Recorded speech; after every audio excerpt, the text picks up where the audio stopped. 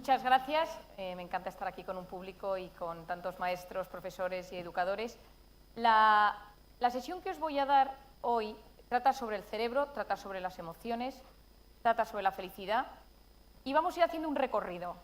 Primero de todo, a mí me gusta, para que entendáis por qué me dedico a lo que me dedico, soy psiquiatra, me parece una profesión maravillosa, porque siempre he dicho que tengo la mejor profesión que existe, porque vendemos felicidad.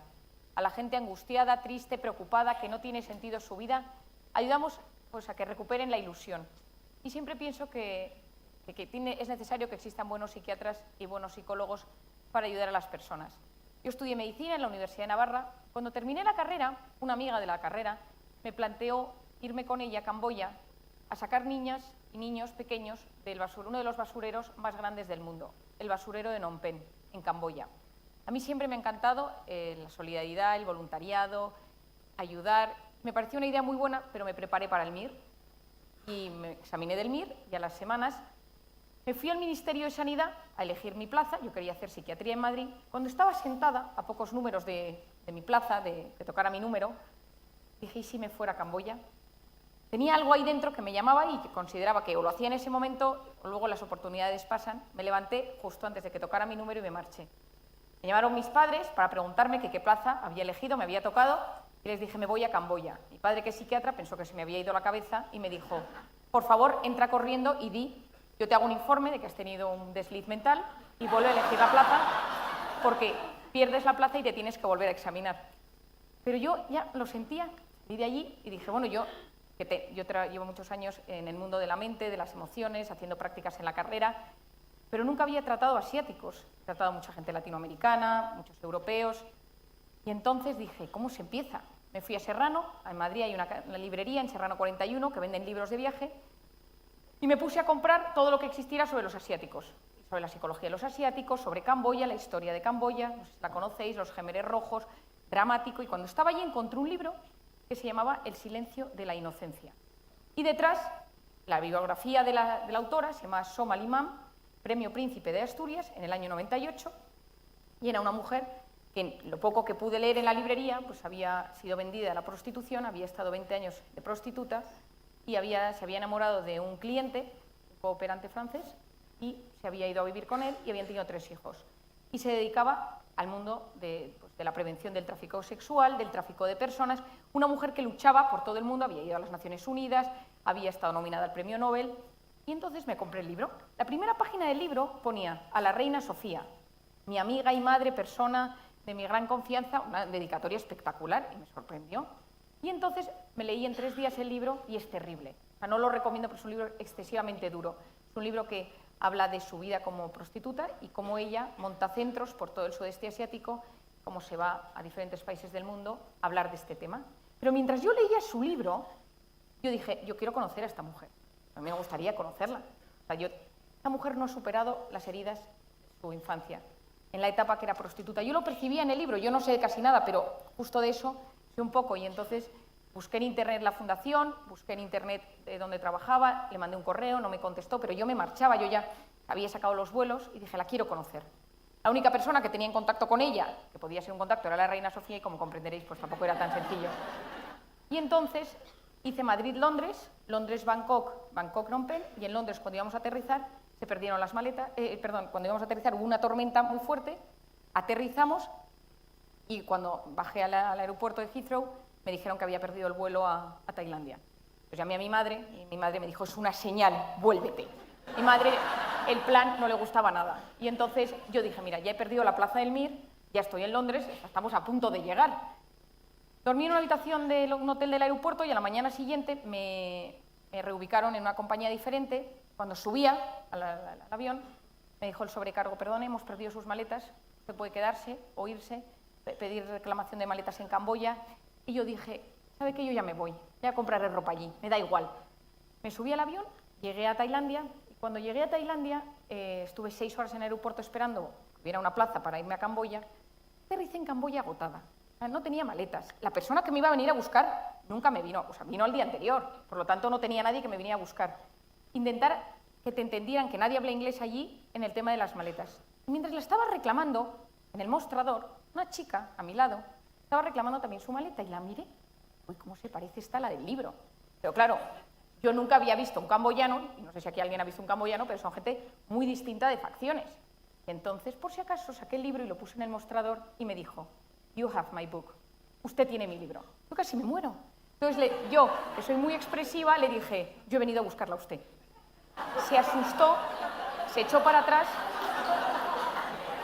y miró al señor que tenía detrás, que luego me enteré era su guardaespaldas, porque es una mujer perseguida por todo el mundo, porque claro, ella lucha contra la mafia, contra las personas.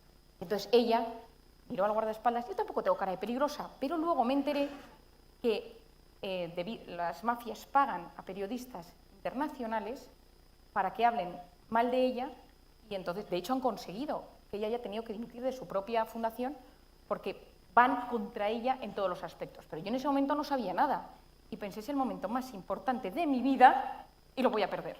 Entonces le dije, usted quiere mucho a una persona. Dice, ¿a quién?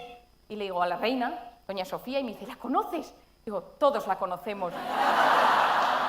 Y me dijo, este es mi teléfono, llámame mañana. Pasa al día. Bueno, yo no me lo creía, entonces me hago una foto con ella porque es que era impresionante la situación, me da el teléfono y luego os contaré alguna historia porque esto marca el principio de todo esto que me empieza a suceder y por lo que hablo de estas cosas, ¿no? Entonces empiezo a trabajar con ella, voy a su casa, voy a centros de prostitución, bueno, a prostíbulos, hacemos prevención por todo el mundo. Pasan unos años, yo sigo teniendo muchísimo trato con ella y un día me llama y me dice, Marian, me gustaría, me han invitado en el Ministerio de Igualdad que van a dar un premio en Madrid y me gustaría comer o ver un ratillo a la reina Sofía, ¿te puedes encargar? Y entonces le digo, bueno, entonces cuelgo con ella y yo, que soy una persona de recursos, digo, tiene que existir el dominio casarreal.es, tiene que existir. Y entonces, info @ contacto .com, .es, .org, .net, y entonces mandé pues, a 20 diferentes combinaciones un correo, esto rápidamente, estimada señora, mi nombre es Marian Rojas, Camboya, somalimán, la quiere mucho, viene la semana que viene, y recibo a los 15 minutos un correo. Estimada doctora Rojas, la reina estará encantada de invitarla a comer el martes a la Zarzuela con su amiga somalimán. Un saludo, secretario, no sé qué tal. Entonces le mandé un WhatsApp y le puse comemos con ella el martes, quédate tranquila, está todo gratuito.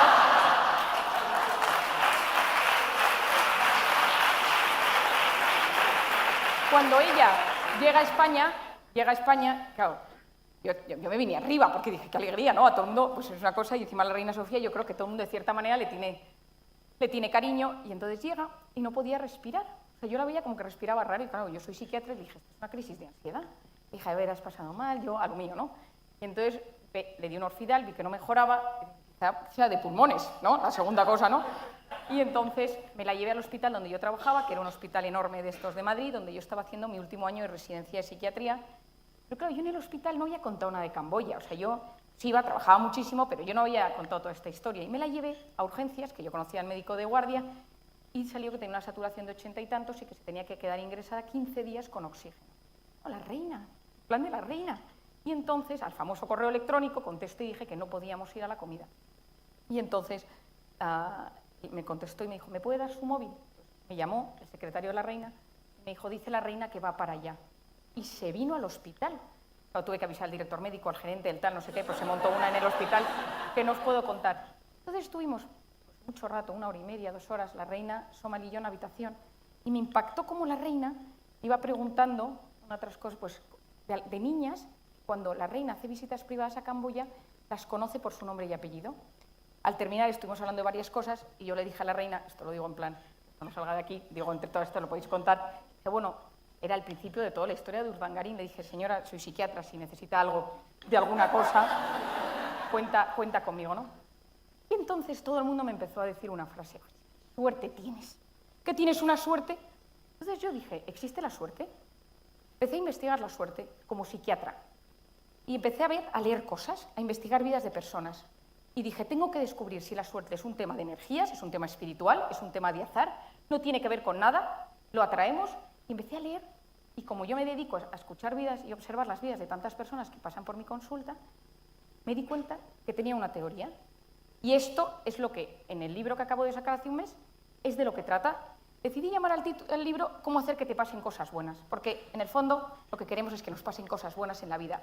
Pero no es un título mágico porque yo me he leído un libro que se llama El secreto, que es mágico, bien, pero a mí no me convencía, porque yo me dedico a la ciencia y me dedico al cerebro. Yo necesito algo que yo pueda tocar, algo tangible, y esto lo veo demasiado, las cosas mágicas me atraen, pero no tienen base científica. Y entonces empecé a investigar. Y aquí empiezo. ¿Existe la suerte o no? Decía Séneca, la suerte es donde confluyen preparación y oportunidad. Es decir, preparación, me formo, aprendo, sé de las cosas y la gente que está formada es capaz de percibir de forma mucho más clara las oportunidades. Cuando yo sé de las cosas, yo veo las cosas con mucha más claridad. Y ahora os voy a explicar un poco cómo funciona esto en el cerebro. Cada uno tenemos los telómeros, tenemos los cromosomas, que están en los núcleos de nuestras células, y las puntas negras que observáis es lo que se denomina los telómeros. Cuando yo estudié medicina, sé que hay algún profesor de biología y tal, pues una de las cosas que a mí me enseñaron es que tú naces con unos genes y mueres con esos genes, y que tú no puedes modificar esos genes. En el año 2009, la doctora Elizabeth Blackburn descubre, y le dan el premio Nobel de Medicina por ello, que los telómeros, los capuchones de los cromosomas, son un medidor de salud en el cuerpo. Es decir, a medida que nos vamos haciendo mayores, los telómeros se van haciendo más pequeñitos, y cuanto más pequeños son los telómeros, más probabilidad tengo de enfermar cáncer, enfermedades cardiovasculares, enfermedades neurológicas. Es decir, los telómeros son como el reloj biológico. Si yo me hago una prueba, una analítica, yo puedo decir, yo tengo 35 años y mis telómeros me dicen que tengo 42, pues llevo una mala vida. ¿Qué descubre Elizabeth Blackburn? Que los telómeros se recortan, pero que hay una enzima que repara el telómero, que se llama telomerasa. Y empieza a investigar esa telomerasa y observa que podemos generar más telomerasa y recomponer el telómero. ¿Por qué os explico esto? Mis niñas camboyanas violadas de 15 años tenían telómeros de personas de 80. Es decir, la forma en que nosotros nos enfrentamos a la vida tiene mucho que ver con nuestros telómeros. Y ahora mismo yo estoy haciendo en la consulta donde yo trabajo, en el Instituto Español de Investigaciones Psiquiátricas, un estudio en el cual yo mido los telómeros de la gente que viene a verme a los 6 meses de terapia y al año. ¿Cuál es mi hipótesis? Que si tú aprendes a gestionarte, a gestionar tus emociones, eres capaz de conseguir alargar tus telómeros. Esto es muy importante porque hoy en día hay estudios en los cuales los niños, vosotros que sois profesores, que han tenido problemas de bullying, de acoso, padres con situación dramática, padre alcohólico, madre con un cáncer, estos niños en la edad adulta se han visto que tienen los telómeros más cortos. Pero las buenas noticias es que podemos alargar nuestros telómeros. ¿Cómo? Hay dos que ya están demostrados científicamente. Una es el deporte y la segunda son los hábitos de vida tipo alimentación. Y una tercera, que cada vez se está estudiando más, que luego le dedicaré 2 minutos, que es el tema de la meditación, tipo mindfulness, algunos tipos incluso de la oración que se puede hacer, pero esto os lo explico después. Es fundamental porque volveremos a los telómeros. De los 400, 500 que estás hoy aquí, yo hace poco me encontré con una persona por la calle y me dijo, yo estuve en una de tus conferencias y desde entonces he alargado mis telómeros. Me sentí muy realizada. Todos queremos ser felices. Es decir, si a mí cuando hace poco una paciente me dijo, doctora, estoy desesperada porque yo vine aquí con una depresión y usted me ha puesto bien, y a mí me gustaba estar deprimida. Me encantaba esa sensación de amargura, de mis pensamientos tóxicos. Le dije, estás mucho peor de lo que yo pensaba. Todos queremos ser felices. Y la felicidad depende del sentido que cada uno de nosotros le damos a nuestra vida.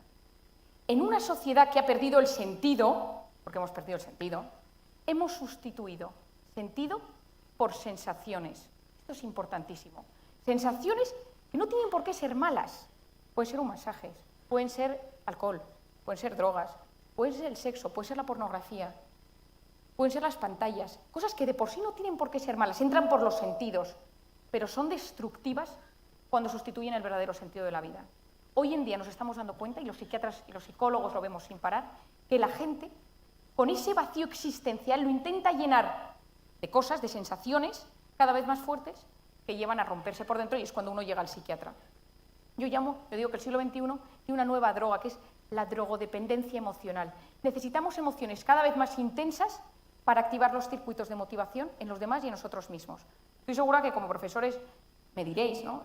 Si alguno lleva muchos años dando clases, lo difícil que es hoy en día arrancar la motivación de los alumnos. ¿Por qué? Porque su cerebro se ha acostumbrado a estímulos cada vez más potentes y solo arrancan si reciben ese tipo de emociones o de estímulos. Es decir, en general, yo suelo decir que estamos en una sociedad en la que se consume rápidamente sin reflexionar sobre lo que consumimos. Sea información, sean noticias, sean comida.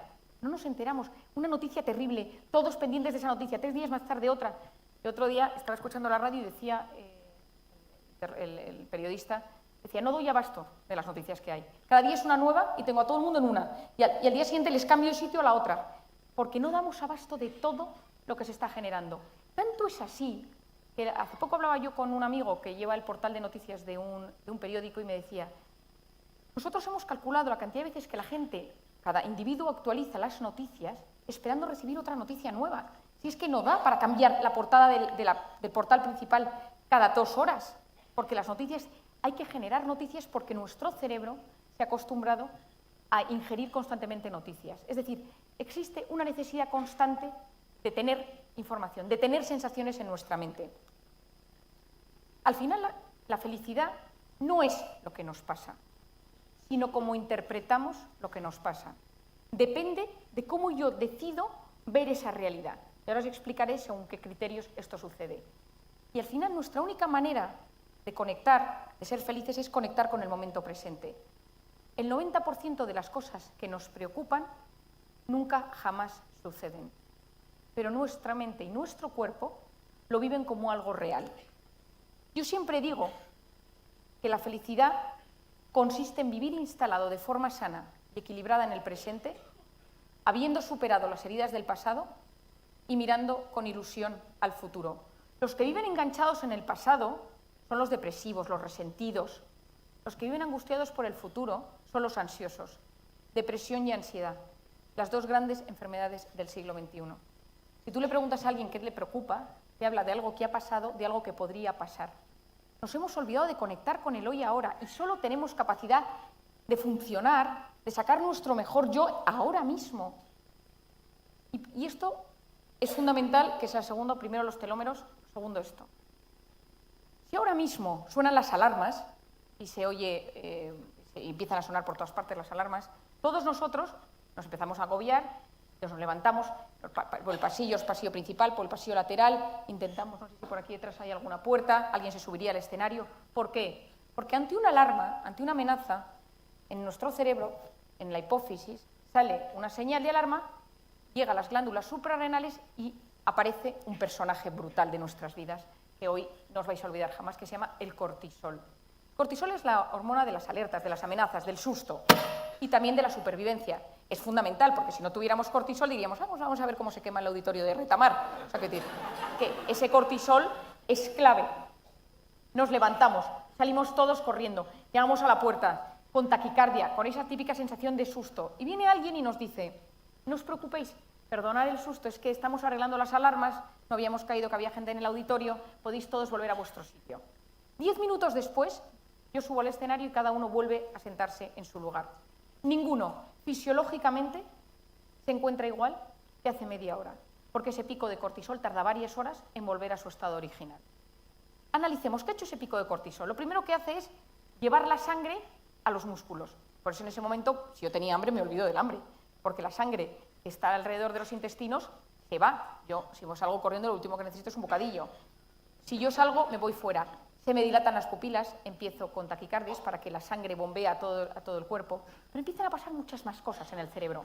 En la corteza prefrontal, que es la zona delantera dedicada a resolver problemas, una zona en la que hoy vamos a hablar un par de veces más, esta zona sube el flujo de sangre momentáneamente para que yo vea la salida y no me bloquee. Cuando una persona gestiona mal sus emociones, de repente se bloquea y no sabe dónde está una puerta. Y eso por eso es tan importante que uno se conozca. La grasa de las células sale para que yo tenga energía, igual que el azúcar, y empieza todo un metabolismo de azúcar y de grasas. Imaginaros que dentro de un año volvéis a tener un evento como este y volvéis a esta sala, a este auditorio, y alguien que está por en medio dice, yo casi que me pongo en la última fila, en la punta, por si pasa algo, y empieza como a revivirlo, esa típica sensación de angustia cuando uno está en un sitio en el que no se siente bien. Solo con pensarlo se eleva la misma cantidad de cortisol que cuando eso fue real. Mensaje fundamental. para vosotros, para vuestros alumnos, para vuestros hijos. Mi mente y mi cuerpo no distinguen lo que es real de lo que es imaginario. Tanto algo que sucede en verdad, si me aparece ahora mismo aquí un león, como que yo me empiece a imaginar dando la conferencia y se aparece un león, y si aparece un león, mi cerebro segrega la misma sustancia.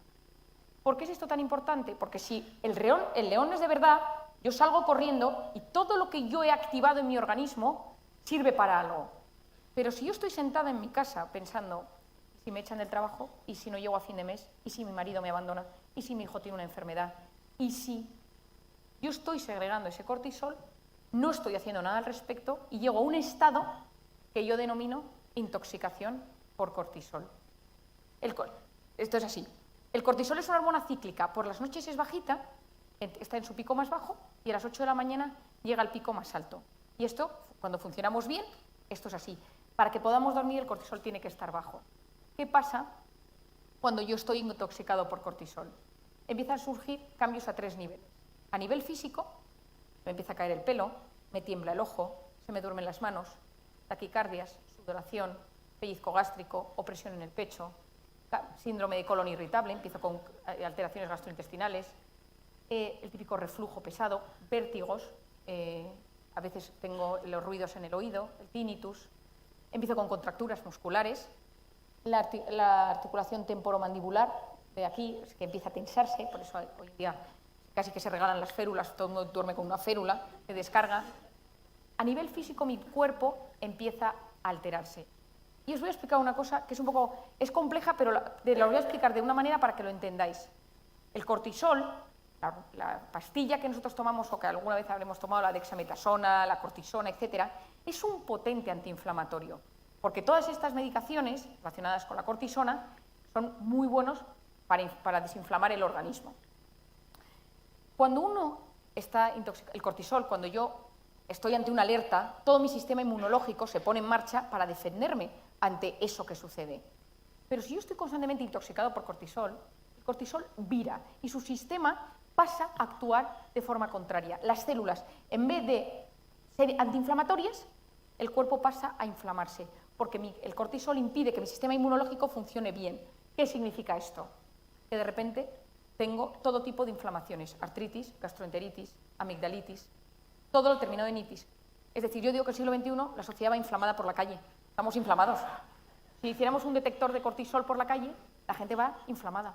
Por eso hoy en día hay un boom de enfermedades inflamatorias. Por eso los fármacos más empleados hoy en día son el ibuprofeno y el lexatín, el antiinflamatorio y el ansiolítico. ¿Por qué? Porque nuestro cuerpo está sometido a esa cantidad de estrés, de preocupaciones, que ahora las tipificaremos, que hace que mi cuerpo responda inflamándose. Por lo tanto, a nivel físico, tiene grandes alteraciones. Hoy en día hay estudios que relacionan todo esto con el cáncer y las metástasis. No olvidemos que las metástasis nacen de núcleos inflamados del cuerpo. Ojo. A nivel psicológico, lo primero que sucede con el cortisol es que estoy irritable. Todo me pone nervioso. No lo soporto. Esta persona me caía bien, ahora no la soporto. Empiezo a estar en un ambiente de tensión constante con mi entorno. Lo segundo es que empiezo a tener fallos de memoria. Una cosa que me pasa mucho es que la gente viene a verme a la consulta y me dice, doctora, yo vengo por un Alzheimer precoz. No es Alzheimer, es cortisol. ¿Por qué? Porque hay una zona en el cerebro que tiene forma de caballito de mar, se llama hipocampo, es la zona de la memoria. Y esta zona es muy importante para los jóvenes, porque es la zona donde ellos retienen la información que les estamos enseñando. El hipocampo es muy sensible al cortisol, por eso el quedarse en blanco existe. Es ese pico de cortisol ante la angustia de que yo no lo voy a conseguir, de que no me acuerdo, de que no me voy a acordar. Yo trato muchos opositores en la consulta y es brutal lo que la predisposición antes del examen genera en el resultado. Es absolutamente impresionante. El hipocampo, por lo tanto, fallos de memoria, fallos de concentración, porque empieza a bajar el flujo de sangre en la famosa corteza prefrontal, y entonces yo leo algo y no me entero, no retengo nada, yo no sé qué me está pasando, que no me consigo concentrar, me dicen algo y es como si no lo hubiera escuchado. Empiezo con fallos de sueño. Claro, que estábamos diciendo que el cortisol tiene que estar bajo para dormir, pero si yo estoy intoxicado, yo llego por la noche y no me puedo dormir. Y entonces me meto en la cama y empiezo con 1000 ideas en la cabeza. Caigo frito. 3 horas más tarde me despierto, agobiado por algo.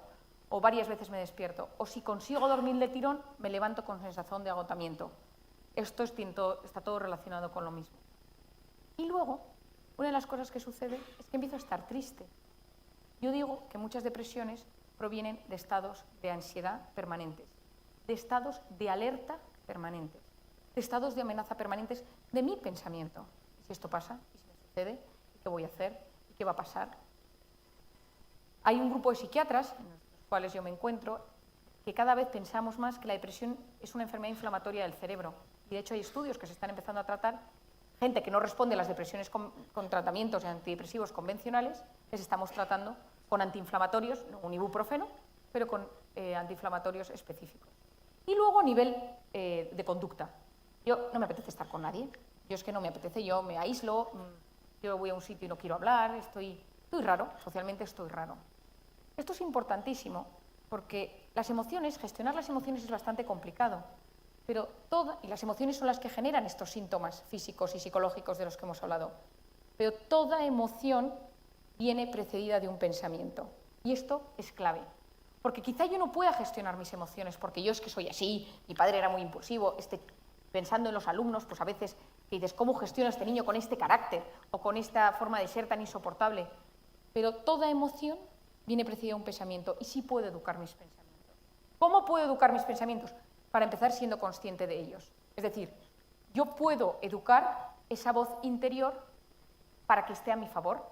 Yo que trabajo con muchos chicos, con muchos en la consulta, con muchos adolescentes, que es una época muy complicada de gran vulnerabilidad emocional, hay que observar ese pensamiento, yo siempre les digo, escuche ese pensamiento y mira a ver si tira de ti para arriba o para abajo, que has engordado. La verdad es que te queda fatal eso, últimamente. Y esto también nos pasa a nosotros, que vamos por la calle comentando la jugada. Entonces, cada vez que nosotros comentamos, eso tiene un impacto directo en nuestro cuerpo. Cada pensamiento tiene un impacto. Por eso hay veces que nos pasan cosas y de repente nos ponemos rojos, de repente no sabemos por qué hemos reaccionado de una cierta manera, porque esa emoción ha surgido un pensamiento en mi cabeza que siempre tiene un impacto. Esto, que tiene una base neurocientífica y una base fisiológica muy potente, no lo quiero explicar hoy porque tampoco lo quiero hacer tan pesado, pero, por ejemplo, en el libro sí que lo explico para que se entienda que la mente y el cuerpo están unidos. Según la Universidad de Harvard, del 60 al 80% de las consultas médicas en atención primaria son debidas a emociones tóxicas. Son debidas a desesperanza, rencor, tristeza, cosas mal gestionadas en uno mismo. Entonces, si nosotros decimos que la felicidad no es lo que nos pasa, sino cómo interpretamos lo que nos pasa, ¿de qué depende esa interpretación de la realidad? Y vuelvo a lo mismo, esto sirve tanto para mí, como para una persona a la que yo estoy asesorando o ayudando, o para mis hijos como para mis alumnos. Llega una información del exterior y yo interpreto. Pongámonos una cosa muy simple, que se pone a llover. Y que uno dice, uy, qué bien que llueva porque hoy he plantado un huerto en mi jardín, me viene muy bien esta lluvia. Y que otro día, qué horror porque yo tenía pensado ir al campo esta tarde.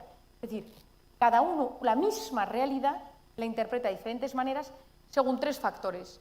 Antes de esto hablábamos de que la interpretación activa el modo de crecimiento de protección. Es decir, yo siempre digo que en la vida tenemos dos maneras de estar en la vida. Una es en modo supervivencia, es decir, lo estoy pasando fatal, el mundo se me está derrumbando y el tema es supervivencia.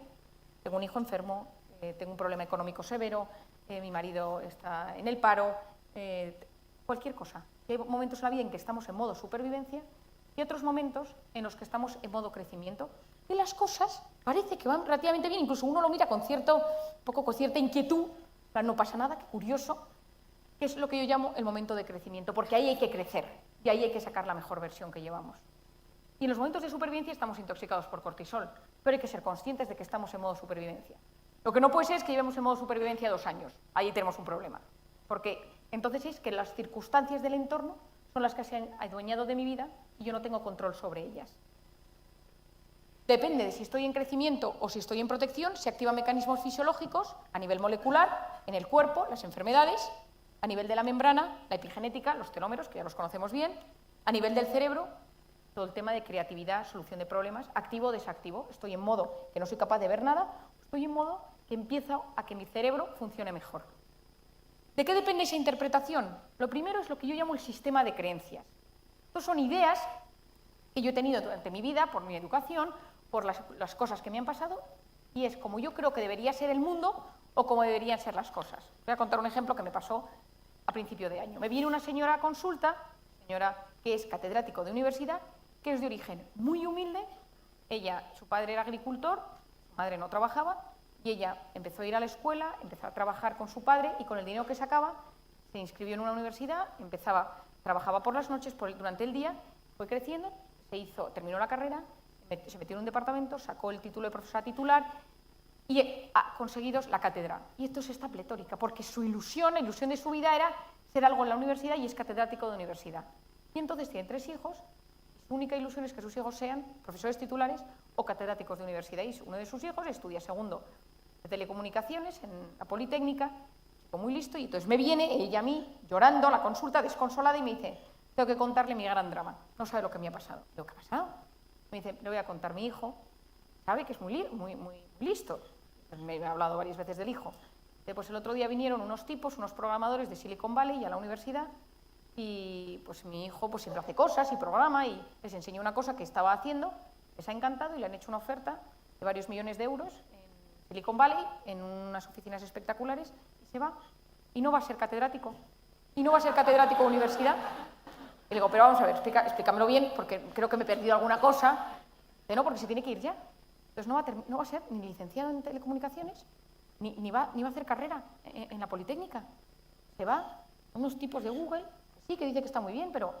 Y mi sueño, y entonces solo llora. Entonces, claro, a cualquiera de nosotros que nos cuentan que esto le ha pasado a nuestro hijo, hombre, cuanto menos sentimos orgullosos. Digo, pero qué ilusión que tu hijo... No, que esa gente es muy rara. Aquí la universidad es un sitio muy sano. Digo, no sé qué universidad será, porque la cátedra, mi experiencia, yo vengo de familia de catedráticos y tengo entendido que es un mundo muy peligroso. Entonces, ¿para qué no? Es que yo lo tenía todo pensado. Entonces, no hay manera de que se anime, porque su interpretación, dice, mis amigas me dicen, pero qué suerte has tenido, te puedes ir varias veces al año a verle a California. ¿California? Si a mí me gusta mi pueblo. Entonces, dramático, kafkiano, una cosa que no hay manera. ¿Por qué? Porque el sistema de creencias es lo más difícil de cambiar, porque es como nosotros nos hemos educado, las ideas que nos hemos metido o nos han introducido el entorno, los profesores, los padres, los amigos y las propias vivencias. El segundo es el estado de ánimo, es decir, si uno está deprimido, la interpretación de la realidad es nefasta. Esto siempre lo comparo con el fútbol, yo soy muy futbolera, soy del Barça, y entonces ayer por la noche mi marido me puso, es lo que hay, que tengo una familia catalana y somos todos del Barça. Y ayer mi marido por la noche, estábamos los dos muy cansados, me puso un reportaje que se ha hecho sobre cómo el Barça llegó a ganar todo lo que ganó en 3 años. Entonces era un reportaje espectacular, de estas cosas que se hacen hoy en día, que son pura emoción de fútbol. Mi marido terminamos de verlo y estábamos pletóricos, llamábamos a la gente para decirle que les queríamos. O sea, por cómo habíamos visto el programa. Es decir, bueno, el fútbol es un estado de ánimo, ¿eh? Y es que los que somos futboleros, el fútbol te puede cambiar la percepción de tu trabajo varias semanas.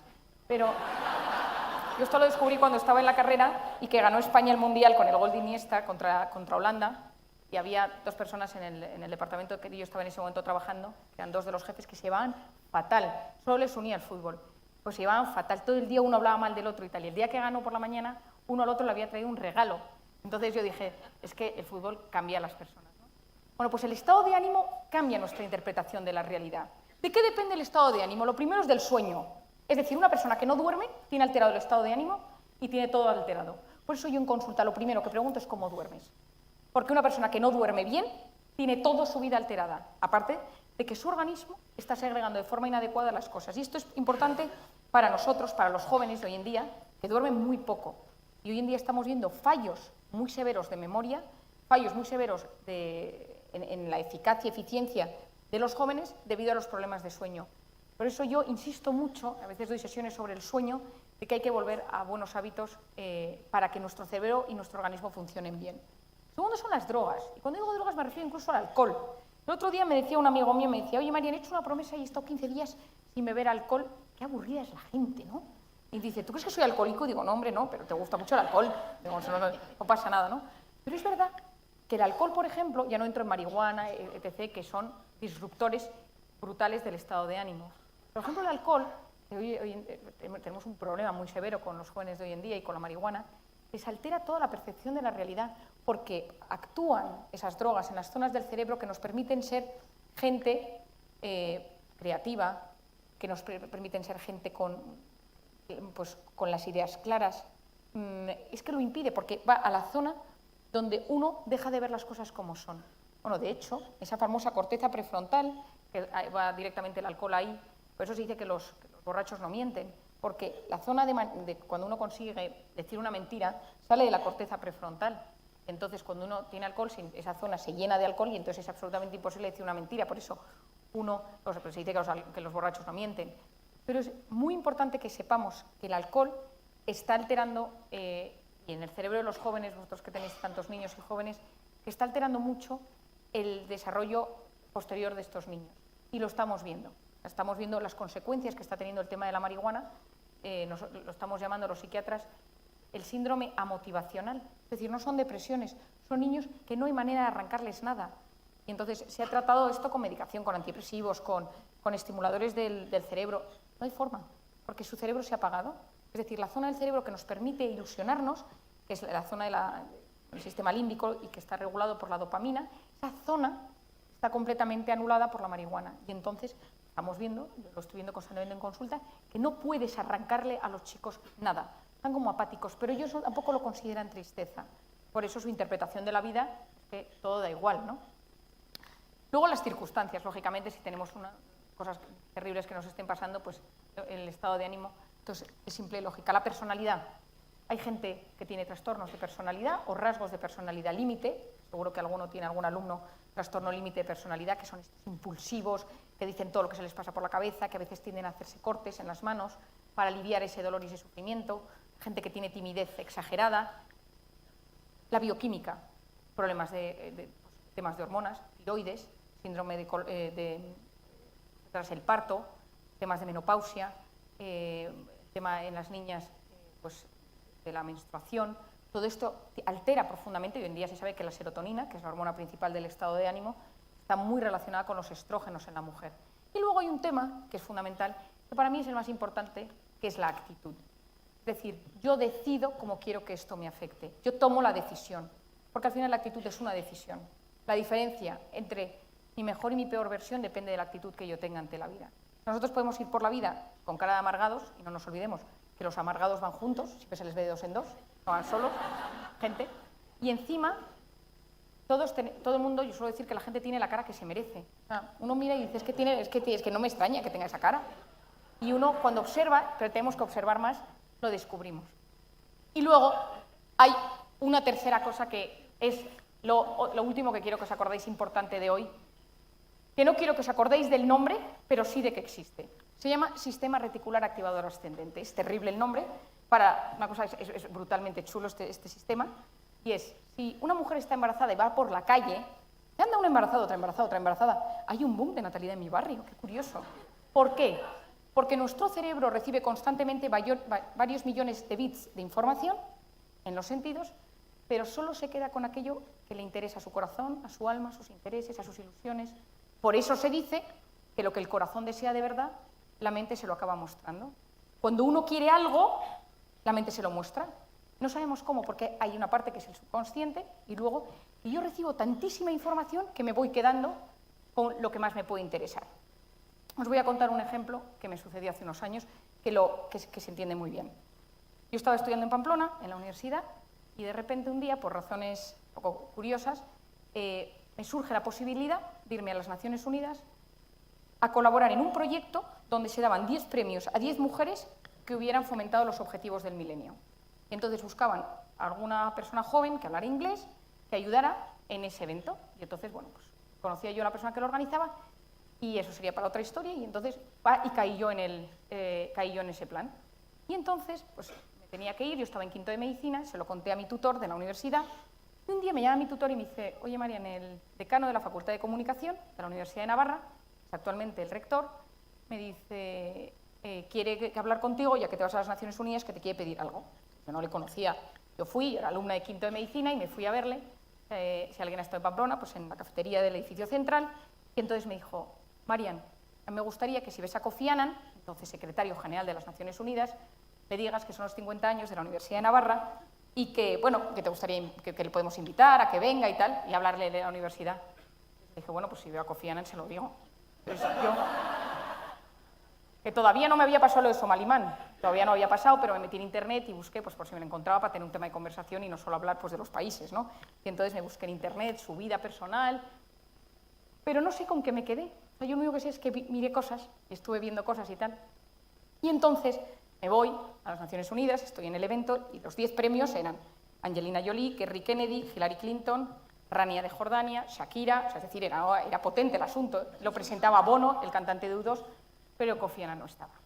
Y entonces, en un momento dado del evento, me salgo, yo estaba de ayudante, me voy al baño y me encuentro en el pasillo al lado del baño a una señora de tez muy pálida, rubita, y entonces me pongo a hablar con ella. Yo, lo de hablar, es algo que me gusta y entonces ya me pongo a hablar y le digo, ¿vino usted al evento de las Naciones, de los premios? Sí, entonces yo le cuento a esta señora que hay 10 premiadas, que los objetivos del milenio, que el tema de los microcréditos, que la sala estaba en la segunda puerta a la derecha, se despide de mí muy agradable, muchas gracias, tal, y luego en los eventos, en el evento, la vi de lejos, la saludé con la mano y ya nunca más. Y me fui al aeropuerto, al avión, y nunca había Kofi Annan. Y cuando estaba en el avión, iba en turista, la directora del programa iba en business, y me había pedido que hiciera un resumen de todo lo que había pasado y tal, y entonces fui a business, le di el papel. Cuando volvía por el pasillo, veo a la señora rubia del baño, sentada en business. Curioso, o sea, tampoco... Entonces le digo, ¿se acuerda usted de mí? Mirándole, entonces coge la mano de la persona que tiene a su lado y le dice, esta chica es la que me explicó cómo funcionan las Naciones Unidas. Era la mujer de Kofi Annan. Yo no sabía que era blanca. Y entonces le digo, Mr. Kofi Annan, mi nombre es Marian Rojas, estoy en la Universidad de Navarra, son los 50 años y está usted invitado.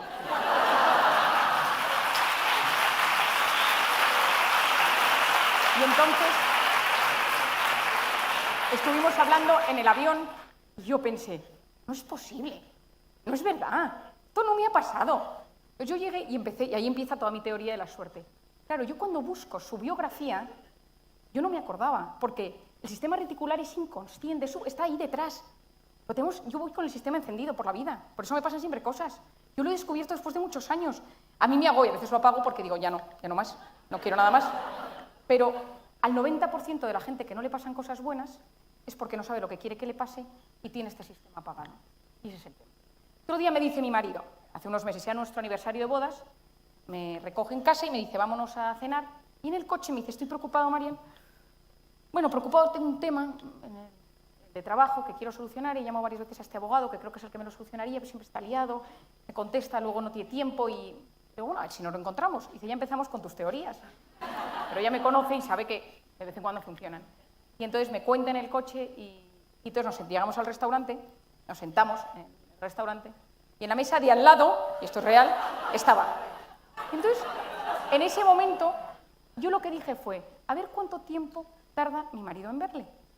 A ver si lo ve. ¡No lo vio! ¡No lo vio!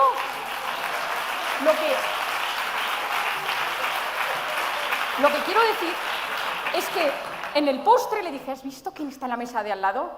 Me dice, ¿cuándo ha llegado? Y digo, lleva 2 horas. ¡Lleva 2 horas! Por eso, hoy en día, nos pueden pasar cosas. No os cuento más porque tampoco tenemos tiempo, pero nos pueden pasar muchas cosas. Pero tenemos que activar nuestro sistema reticular activador ascendente.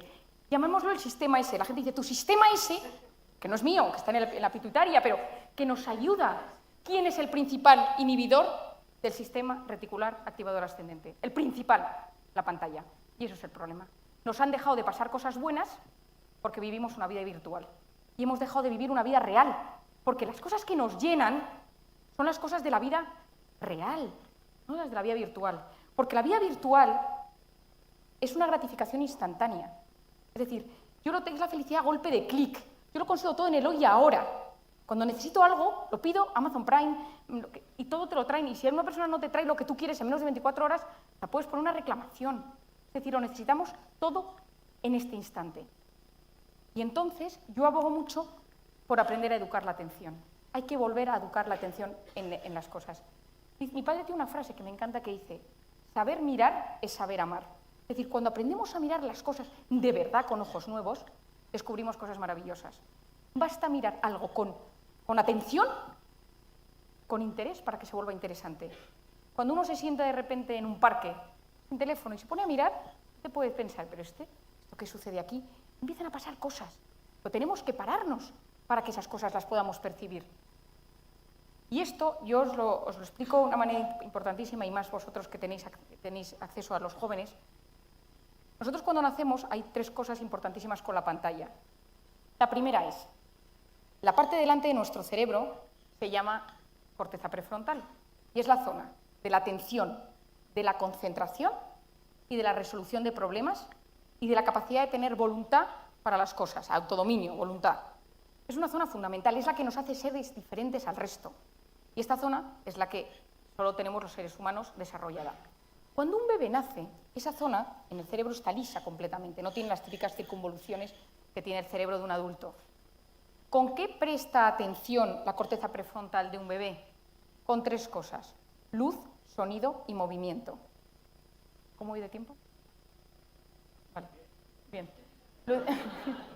Luz, sonido y movimiento. ¿Qué pasa con esto? ¿Qué queremos nosotros? Que a medida que el bebé se va haciendo mayor, que el niño tiene 18 meses, que tiene 2 años, que tiene 3, ese niño sea capaz de prestar atención a lo que realmente es importante. O que esté quieto y coma solo, que no se mueva, que vaya en un tren y esté tranquilo, que esté en clase y esté atento, es decir, que tenga controlada su corteza prefrontal, es decir, que su corteza prefrontal madure de forma adecuada. ¿Qué pasa si a ese niño a los 18 meses le pones un iPad? ¿Qué es un iPad? Luz, sonido, movimiento. Es decir, tú inhibes el correcto desarrollo de la corteza prefrontal. En España, en el primer mundo, tenemos un 10% de niños medicados por problemas de TDAH, trastorno de déficit de atención e hiperactividad.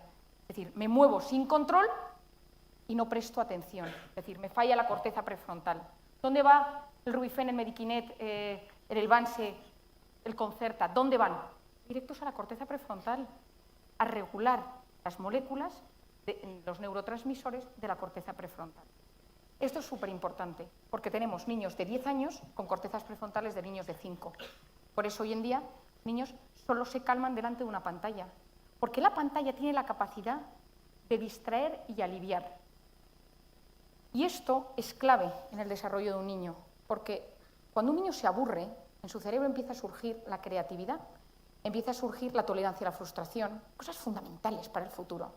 Si un niño automáticamente cuando se empieza a aburrir accede a una pantalla, le estamos dando una vía de escape rápida y estamos generando niños con una tolerancia a la frustración.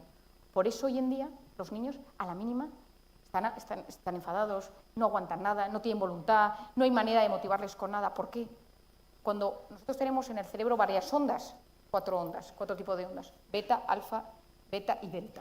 No, las beta es cuando estamos despiertos y estamos haciendo cosas. Las alfa es cuando estamos relajados, en modo ensoñación antes de meternos en la cama, cuando nos están dando un masaje y cuando estamos delante de la pantalla. Nosotros pasamos de beta a alfa delante de una pantalla. Por eso, cuando salimos de la pantalla y volvemos a intentar concentrarnos, no podemos. Yo, por ejemplo, con mi hijo mayor, yo los sábados por la mañana veo un rato de dibujos, yo tengo comprobado que la hora después está tontado. No hay manera de hablar con él. O sea, está en lo suyo, no, está medio irritable, enfadado, y lo percibo. ¿Por qué? Porque su cerebro ha cambiado de onda. Entonces, si luego quieres que ese niño vuelva a activarse, y hoy en día pues es todo un tema, el tema de cuándo se introducen las tablets, en qué momento, tiene que ser un tema muy controlado, porque entramos en el segundo punto de la tablet, que es cuando uno consume alcohol, cocaína, heroína, marihuana, cuando uno tiene relaciones sexuales, cuando uno ve pornografía, cuando uno come chocolate, todo eso genera placer. Algunas cosas son legales, otras son ilegales y otras no se recomiendan. Pero todas de ellas generan placer. Y el placer está regulado principalmente por una hormona que se llama la dopamina, que es la hormona que nos hace disfrutar de la vida. Pero la dopamina tiene un efecto que es profundamente placentero, pero profundamente adictivo. Pensemos en el alcohol. Una persona que tiene problemas con el alcohol está en su casa y dice: necesito beber, no tengo dinero, pero mi madre tiene 10 euros en la cartera. Entonces empieza a maquinar. Cuando se vaya a dormir, me voy a su cuarto, abro la cartera y cojo los 10 euros. Y en el rato que empieza a maquinar, empieza a subir la dopamina, Llego, cojo del cuarto los 10 euros, salgo de casa, me meto en el bar, me compro lo que sea, me compro un par de copas, 3, 4 copas, me las bebo, pico de dopamina. ¿Qué pasa después? Bajón, síndrome de abstinencia. ¿Y qué me dice mi cerebro? Quiero más, quiero más. Eso es lo que hace la dopamina, quiero más. Todas las terapias van a trabajar el síndrome de abstinencia en las adicciones. ¿Qué descubrió y qué reconoció el cofundador de Facebook hace 1 año y medio en un evento médico en Filadelfia delante de no sé cuántos médicos? Creamos Facebook para generar adictos. Nos dimos cuenta que los likes eran microchispazos de dopamina en el cerebro. Entonces, las grandes aplicaciones, los grandes programadores del mundo contratan neurocientíficos para explicarles cómo conseguir captar la atención de la gente el mayor tiempo posible. Esto es brutal. O sea, se están gastando miles de euros los programadores, las grandes empresas en Silicon Valley, con neurocientíficos que les explican cómo conseguir atraer la atención de la gente el mayor tiempo posible en la pantalla. Esto es tan así que Steve Jobs, por ejemplo, no permitió que hubiera iPad en su casa. Nunca hubo un iPad para sus hijos. Nunca. El fundador de Twitter ha estado en una clínica de deshabituación por problemas de adicción a las redes sociales. Y en su casa no deja. Los grandes empresarios de Silicon Valley llevan a sus hijos a colegios con un método donde no permiten que haya pantalla, solo 1 hora a la semana de ordenador. Es decir, ellos crean algo y luego lo impiden. La última noticia, en plan friki, que ya la leí la semana pasada en el periódico, pero que ya me dejó de piedra, es que los grandes programadores contratan, las chicas que tienen para ayudarles, las nannies con sus hijos, firman un contrato en el cual está absolutamente prohibido que las nannies utilicen su teléfono mientras están cuidando a los niños. Y lo tienen que firmar en un contrato. Y si en un parque una ve a otra con el teléfono, puede hacer una foto y denunciarlo. O sea, yo lo único que digo es, ni tanto ni tampoco, pero está claro que el tío que lo está generando, el tío que está fabricando esa aplicación, lo que está haciendo es inhibir que sus hijos o sus cercanos lo hagan. No porque sea algo malo, sino porque es algo que te inhibe tu capacidad de prestar atención a lo que realmente es importante. Yo lo que suelo decir con esto es que lo que hoy en día mueve el mundo ya no es el petróleo, ni las armas, es la capacidad de retener la atención del usuario el mayor tiempo posible en una aplicación. Eso es lo que da dinero hoy en día. Hace unos meses, me pasó, estaba dando una conferencia en un colegio y al terminar la conferencia, de hecho esto es el último capítulo del libro, pero me impactó muchísimo. Me viene una chica, muy guapetona, y me dice, Marian, ¿te puedo contar lo que me pasa? Y es que, y le digo, sí, a que había terminado, y yo suelo intentar responder pues, en el tú a tú, o doy mi correo, o lo que sea. Dice, mira, yo es que me quiero suicidar, mi vida no tiene sentido, yo llevo varios meses, pero ya yo creo que no pasa de mañana. Y le digo, no, pero escúchame una cosa, que espera un momento, vamos a hablar, ¿qué te pasa? Cuéntame. Yo, toda angustiada. Le digo, a ver, ¿tú a qué te dedicas? Y dice, pues mira, yo soy actriz. Entonces tenía un toque así extranjero. Digo, mira, yo soy nefasta para el cine, perdona que si te tengo que reconocer. Y dice, no, bueno, puede que no. ¿Cómo te llamas? Y me das su nombre, ¿no? Y entonces en ese momento llega la directora del colegio y me dice, Marian, te vamos a dar, me encantan los chocolates, me dice, vamos a una caja de bombones. Y entonces, mientras me la está dando, le digo, hasta un momento, busco en Google el nombre. Digo, a ver si es que de repente, porque como yo soy tan desastre, y entonces veo que es una actriz porno con más de 2 millones de seguidores. Y entonces le digo, no te vayas, ahora sí que no te vayas, vamos a ver qué hacemos contigo. Entonces me acerco a ella y le digo, explícame un poco, y me dice, pues mira, mi novio toda la vida se quiere casar conmigo, yo le quiero mucho, pero yo no tengo futuro. Porque pase lo que pase, yo es que no tengo futuro. Pero claro, ella no me estaba diciendo, entre comillas, la verdad. O sea, digo, claro, y le digo, pero ¿qué pasa? ¿Que haces un cine que no te gusta? Intentando, bueno, es que es un cine de autor, es un cine tal, es un cine cual. Y entonces ya se lo saco y le digo, ven mañana a verme a la consulta a primera hora. Entonces me paso toda la noche dando vueltas a qué se puede hacer. Porque su frase era, yo no puedo tener hijos. Porque el día que mi hijo busque mi nombre en internet, yo no puedo tener hijos. ¿Cómo voy a educar a alguien? No puedo. Me encantaría casarme, hacer una nueva vida, pero es que no puedo. Entonces, yo por la noche le empiezo a dar vueltas y digo, ¿y si la cambiamos la identidad? Yo soy muy fantasiosa, digo, si le cambio la identidad, yo he visto ya mucha peli, y entonces llamo a un paciente mío, que su padre es policía nacional, por la mañana, primero le digo, oye, vente a la consulta, que te quiero consultar un tema. Me dice, pues sí se puede cambiar, porque no sé cuánto está. Viene la paciente, empezamos a trabajar, estuve un mes en terapia, y me contó muchísimas cosas del mundo de la pornografía. Yo, que tengo la experiencia de todo el tema de Camboya, porque me metí en los prostíbulos, son historias, bueno, harían parado 1000 conferencias, pero claro, ella me contó un poco, como una actriz porno de éxito, toda su historia. Entonces vino con el novio, que era un tío muy sencillo, pero encantador, que la quería muchísimo, y entonces cambiamos la identidad, le cambiamos el look, etcétera, y entonces se fue al país de donde era su madre, cambiamos el pasaporte, el nombre, y desde entonces, bueno, me escribe de vez en cuando, una de las cartas es el final del libro, y entonces en una de estas me dice, oye, Marian, te voy a empezar a mandar a gente de la profesión que necesitan ayuda. Entonces se me ha llamado a la consulta de actrices porno y tengo un problema. Porque claro, o sea, yo tengo una consulta, bueno, tengo una consulta normal, pero quiero decir, entonces mi única petición a estas mujeres, que pobres, bien con vidas durísimas, pero claro, es que vengan muy discretas a la salita de espera, porque siempre hay mucho movimiento, ¿no? Y os cuento como chascarrillo divertido, porque es que a mí me parece quizá de las anécdotas más top que me ha pasado este año, que un día tengo unos pacientes de La Mancha, son gente pues muy sencilla, yo tengo mucha gente de La Mancha, de hecho soy hija predilecta de un pueblo de La Mancha, y ella tuvo una depresión y viene y le gusta venir a Madrid, y entonces viene a la consulta, habla conmigo una hora y tal. Y entonces ese día había una de las actrices, estaba en la salita de espera, entonces paso a los dos al matrimonio, a mi despacho, y me dicen, hay una chica que yo la conozco. Yo la he visto muchas veces a esta, me suena mucho su cara. Yo creo que está en el Corte Inglés. Y entonces, claro, secreto profesional, no puedo decir nada, y entonces le digo, dice, yo creo que es la que atiende, yo no sé si es la que atiende. En la carnicería, esta chica, yo la he visto muchas veces, esta debe ser del pueblo al lado o algo. Y digo, no sé, no te sé decir, no te puedo decir. Por dentro, yo muerta, porque claro, yo me río un montón y soy una persona con mucho sentido del humor, y yo decía, es tronchante lo que está sucediendo, es brutal. Y entonces dice la mujer, ya vale, con la chica esa, ya déjala y tal. Son señores de 60 años, tal. Vuelve al mes y le digo a ella, quiero hablar primero con tu marido a solas. Y le digo al marido, oye, sería bueno que dejaras de ver pornografía, ¿no te parece? Y empieza, has hackeado mi sistema. Y digo, no tengo otra cosa que hacer que hackear el sistema de un pueblo de La Mancha. Y entonces luego entra la mujer y me dice, me ha dicho mi marido que tú no eres psiquiatra, que tú trabajas en el CNI. Y esta que estaba este día, me dijo, Imagen, yo quiero que conozcas a un productor de pornografía, que es un tío extranjero que va a venir a España y tal, y le he hablado de ti y me gustaría que le conocieras. No, tampoco tenía muchas ganas. Era el productor de pornografía, ¿no? Pero me vino a ver a la consulta y me dijo, no, mis chicas quieren que te conozca. Y yo, mis chicas, o sea, una cosa terrible este tío. Y entonces le dije, ¿cuál es el mayor éxito de tu vida? De haber conseguido bajar la edad de inicio de la pornografía de los 12 a los 11. He generado unos grupos, un tema, en un videojuego que juegan los niños, donde hay un paso intermedio, y entonces me contó una estrategia brutal, donde se había reunido con 2 personas para conseguir que los chicos jóvenes entraran en pornografía con esa edad. Entonces, bueno, yo, que soy una persona cero agresiva, me surgió una cosa que dije, esto puede acabar mal hoy, porque es que me iba hablando, me dice, es que es mi negocio, y es que es un negocio que crece tan rápido que es que no sé qué voy a hacer con tanto dinero. Y claro, yo pensaba, estás destruyendo la vida emocional de muchísima gente, y él me decía, pues que aprendan a controlarse ellos, pero no voy a ser yo quien deje esto.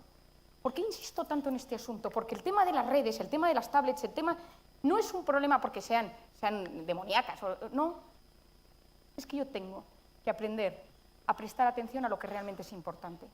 Y entonces, yo siempre digo, por ejemplo, las actualizaciones, las notificaciones, no pueden aparecer en la pantalla. No hay nada peor que estar hablando con alguien y que de repente te vaya quitando la mirada porque va surgiendo el grupo de las madres del colegio que mandan un vídeo. Entonces, el ser humano, cuando genera oxitocina, que es la hormona de sentirse querido, apreciado, valorado, cuando la segrega, baja en el momento que uno siente que la persona le está dejando de hacer caso porque no para de subirle, entonces de aparecer notificaciones. Yo siempre recomiendo que es importantísimo quitar las notificaciones del móvil. Por lo tanto, no es que sean malas, es que hay que aprender a educar la atención y que luego nuestro sistema reticular activador ascendente desaparece. A modo breve, porque esto, si alguien lo quiere, está en el libro y tengo varios artículos en mi página web. Las 4 cosas que suben hoy en día más el cortisol son la cronopatía, la enfermedad del tiempo, la necesidad de hacer cosas todo el rato. Hay gente que llega el fin de semana y está deseando que llegue el lunes, y que la gente, tengo varios casos en consulta, que te traen los hijos al padre y dice, por favor, trata a mi padre, que no le aguantamos el ritmo, es desesperante. La segunda es la necesidad de controlarlo todo. Hablábamos de que el cortisol se segrega igual cuando me lo imagino que cuando pasa. El otro día tuve una conferencia al grupo de departamento de riesgos de un banco, y dije, estáis intoxicados por cortisol. Todo el día hablando de riesgos, y si pasa, y si no pasa, y si la bolsa, y si tal, estos tíos o tienen un inhibidor de cortisol que tengo yo que conocer. El tercero es el perfeccionismo. El perfeccionista, por definición, es el eterno insatisfecho. Nada está nunca a la altura de lo que uno quiere, y entonces uno está constantemente en un malestar interior porque no disfruta de nada. Y hoy en día estamos en una sociedad en la que es la perfección corporal, la perfección de los hijos, la perfección. Entonces, la perfección está generando muchísimos problemas a nivel bioquímico. Y la cuarta es todo lo que os hablaba de la era digital. Bajamos el cortisol, me parece fundamental, aunque sea de forma breve. Lo primero es el ejercicio. Hacer ejercicio elimina cortisol. Se va por el hígado y se elimina. Por eso hay mucha gente que solo que necesita ir al gimnasio en la calle Serrano, no sé cuántos gimnasios hay, están llenos desde las 6 de la mañana hasta las 12 de la noche, ¿no? O sea, la gente sale y se siente mejor. Por eso cuando una persona está mal, se le recomienda el ejercicio. Hay muchísimos estudios interesantísimos. Los pensamientos positivos. Claro, si estamos hablando de que los pensamientos negativos tienen ese impacto, Y aquí hay una idea. La actitud previa, es decir, mis pensamientos previos a cualquier circunstancia determina cómo respondo a ella.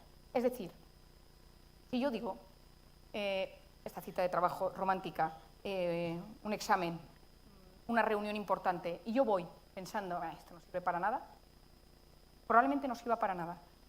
Hay mucha gente que dice, yo prefiero ir pensando que no voy a sacar nada bueno de eso y luego si eso me sorprendo. Ojo, es que si te pudiera pasar algo top, algo espectacular, jamás lo verías. Porque al final el cerebro se abre a nuestra capacidad. La ilusión tiene un componente brutal de transformación del cerebro. Cuando yo estudié medicina, no había manera de generar nuevas neuronas. Tenías las que tenías cuando nacías. Hoy en día sabemos que existe la neurogénesis, la capacidad de generar nuevas neuronas, pero solo sabemos una manera de conseguirlo, solo una, y es con la alegría y la ilusión. Se ha visto que la gente que se levanta con ilusión por las mañanas, a las 2 o 3 semanas genera más neuronas que van al hipocampo. Es la única manera que conocemos por el momento. Ramón y Cajal, Premio Nobel de Medicina, todo ser humano, si se lo propone, puede ser escultor de su propio cerebro. Pensamientos positivos. Y eso significa educar la voz interior. Que la voz interior no nos haga autoboicot, que sirva para apoyarnos, no para anularnos. Hicimos un experimento con niños de una clase, con el mismo notas aproximadamente. Les dimos un examen de matemáticas. Los dividimos en 2 grupos. Al primer grupo le dijimos... Ya, termino ya. Al primer grupo... Sí, un minuto. Al primer grupo le dijimos... es un examen muy difícil, haced lo que podáis. Y al segundo le dijimos, os hemos elegido porque sois los más listos. El primer grupo, ninguno lo logró, el segundo todos. Y eran niños del mismo coeficiente, del mismo tipo de notas. La tercera, lo daría para una conferencia entera, las personas tóxicas. Tenemos gente que solo con pensar en ellas sube el cortisol, solo con pensar en ellas. Por lo tanto, identificarlas, ponernos un impermeable psicológico con estas personas. Tiene todo un tema. La meditación y el mindfulness, ¿sirve o no sirve? Hoy en día sabemos que el mindfulness, yo en Londres, cuando hice una parte de la residencia en Londres, estuve trabajando con un médico que investigaba los marcadores de la inflamación con la meditación. Efectivamente, el mindfulness baja los marcadores de la inflamación. Yo fui más allá y le pregunté, y estuve trabajando con este médico, el doctor Andrea Danese, en la Universidad del King's College de Londres, si, por ejemplo, la oración de los cristianos servía igual. Y me dijo, siempre y cuando haya 2 componentes, aceptación y abandono. Es decir, si uno cuando medita lo que se dedica es a, Dios mío, qué horror, mis problemas son terribles, sube el cortisol. Si uno tiene una actitud de aceptación y abandono, es decir, con respecto a su Dios, sean los judíos, sean los cristianos, se ha visto que todo eso mejora los marcadores de la inflamación. Todas las técnicas del mindfulness es una técnica de vaciar los pensamientos para enfocarse en uno mismo. En general, a la gente que está muy mal no le ayuda, porque frenar y ponerte a pensar y a sacar tus pensamientos te angustia más. Por lo tanto, cada persona tiene que saber, estas técnicas no son, porque hoy en día hay tal boom que uno piensa que todo esto funciona para todo el mundo. Y la última es el omega 3. Es un potente antiinflamatorio. Y el omega 3 hoy en día sabemos que se da en la Sociedad Americana de Psiquiatría, lo recomendamos a todos los pacientes que tienen cualquier enfermedad de la mente para que les ayude. Termino, 2 ideas. La primera, cuando estemos solos, cuidemos nuestros pensamientos. Cuando estemos acompañados, cuidemos la lengua. Cuando estemos irritados, enfadados, cuidemos nuestro temperamento. Cuando estemos en conflicto con los demás, cuidar nuestras emociones. Cuando todo nos vaya estupendamente, siempre cuidar nuestra vanidad. Tenemos 2 maneras de vivir la vida. Una, intoxicados por cortisol, con telómeros cortos, con nuestro sistema reticular apagado, o vivir de otra manera, que al final de nuestra vida, cuando nos muramos y lleguemos a la puerta del cielo, San Pedro nos diga 3 palabras: ole, ole y ole. Muchas gracias.